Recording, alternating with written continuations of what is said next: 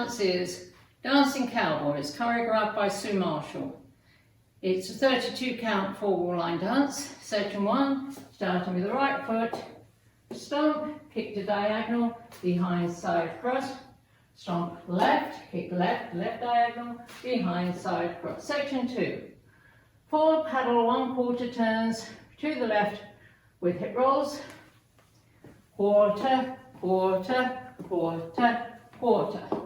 Section 3, to the right, side chassé, rock, back recover, to the left, side chassé, rock, back recover.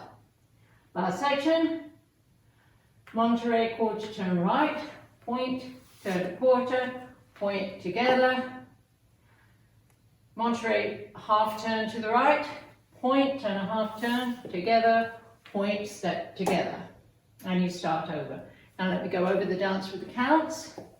5, 6, 7, 8. 1, 2, 3, and 4. 5, 6, 7, and 8. 1, 2, 3, 4. 5, 6, 7, 8. 1 and 2, 3, 4, 5 and 6, 7, 8. 1, 2, 3, 4, 5, 6, 7, 8. And that's the whole dance.